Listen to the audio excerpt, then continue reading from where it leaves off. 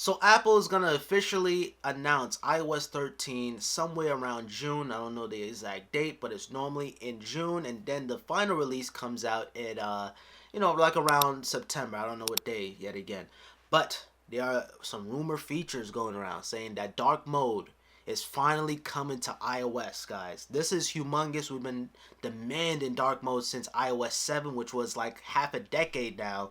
And the fact that we see in dark mode is good, but I knew it was coming. It was just a matter of time. It took them long enough. It's finally here. It makes total sense to add dark mode, especially on phones like the iPhone 10, 10s, 10s Max, with the OLED display. So basically, I always rock out with a black wallpaper just because right now the pixels here are off, but the pixels here are active and around the text obviously, but the black area is completely off when it comes down to the pixels. And it just looks good on the eyes, especially at night. You don't want the all white blasting on your eyeballs and my eyes, you know what I mean? So another rumor is going around saying that Apple will drop support for the iPhone 6, 5S, which those two devices understandable, it's pretty much time to drop support for those devices. But what got me was the iPhone 6S. But I think Apple should keep the support for the iPhone 6S or the A9 devices, because I think that's a little too much. And not to mention, the iPhone 6S has 2 gigabytes of RAM compared to just 1 gigabyte, compared to the iPhone 6 and the 5S.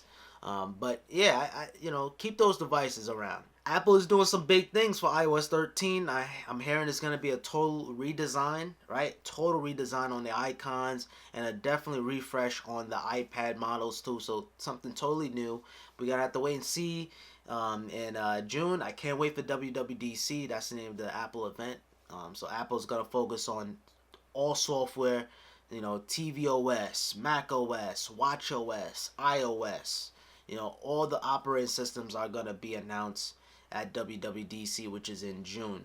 Guys, as I was editing this video, I realized the video was a bit short, so I want to spice up a little bit by talking about some new iPhone 11 leaks and rumors. So iPhone 2019 and iPhone 2020 rumors. So yeah, let's get right into it. So first things first, the lightning cable or the lightning port on the iPhone may be dead. So it's going to be a Type-C port on the bottom. It's a great chance it may be happening. Apple done it with the iPad Pro this year, or last year, I'm sorry, 2018 iPad Pro. They done it with the Type-C port. They may do the same thing with the iPhone. So this is a good thing, and it could be a bad thing too as well, because if you have an Android device and you have an iPhone, finally we both have the same exact cable. If you have a Nintendo Switch, you don't have to bring a lightning cable and a Type-C. You could just bring a Type-C cable to charge both your Switch and your iPhone. So that's good versatility. Now, I did talk about this on my last video. The iPhone is going to be getting 3 cameras on the back. So this is pretty much confirmed, but Apple didn't know how to approach the 3 cameras on the back. You guys saw the first render. It looks completely horrendous. So pretty much this is confirming they're gonna put the camera on the top, right on top of the Apple logo, and it's gonna be back to the horizontal instead of vertical. Third camera is gonna probably be used for zooming in, better autofocusing, stuff like that, and better AR too, most importantly. And that leaves me the 2020 iPhone. They're gonna really focus on the 3D modeling or the 3D AR. So if you hold your phone up to a car, let's say you want to see how your car look in red, for example. If you have a black car, you want to make it look red. You can see it on your phone, but obviously in reality it's still black. But you can see how the color look.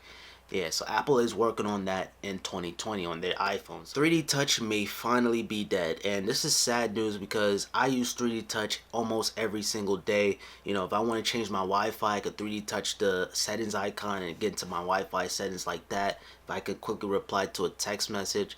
Now, the 10R doesn't have 3D Touch. You have haptic feedback, or like something like 3D Touch, but it's not exactly 3D Touch. I don't know how it is. I don't have an iPhone 10R, but I am gonna miss the official 3D Touch. And it's an underrated feature. A lot of people don't use it. A lot of people don't care about it. For me, I am not gonna upgrade this year's iPhone just because it's not worth the upgrade in my opinion. Just Like, you know, just getting a better camera and smaller notch is not enough for me to drop $1,000, which 9 times out of 10 Apple is gonna price their new iPhones at $1,000. And of course they're gonna have the iPhone 11 Max. I almost said 10s Max. They're gonna have the iPhone 11 Max, and that's gonna be the one with the 3 cameras.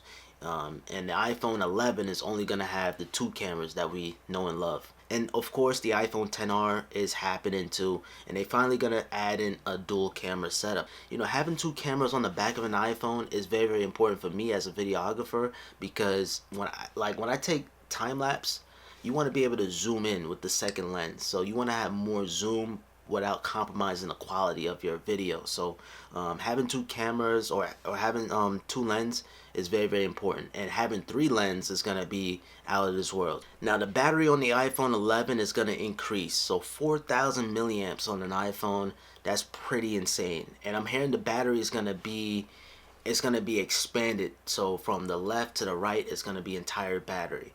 The logic board and the processing, or the processor, is going to be on the top. So now 5G is not coming to this year's iPhone. It's going to be worked on next year's iPhone 2020.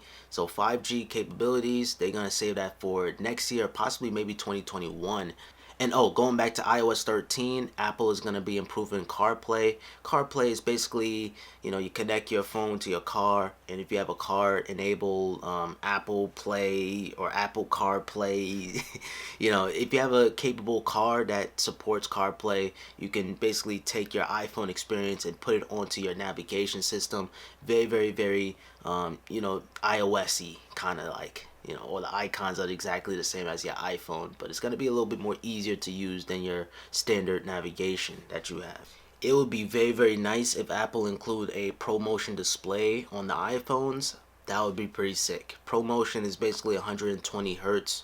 Now Face ID will improve too as well, so it's going to be a little bit more faster, it's going to be a little bit more accurate, and yeah, Face ID is just going to get better and better here on out. And of course we will see the Apple A13 chip, which is just insane, man. The A12 chip is a monster, and I know the A13 chip is going to be a beast, making it the world's fastest smartphone. I know it's going to be the world's fastest smartphone.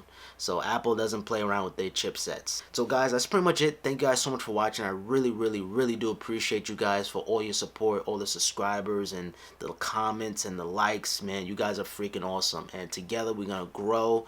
We in this together, guys. Basically, we all a family. We talk about iOS, something that I'm so passionate about, and you know, I'm just so happy to be informing you guys, entertaining you guys, and yeah, I really do appreciate it. Alright guys, subscribe if you haven't already. Turn on notifications so you guys can be notified, and I'm out. Peace.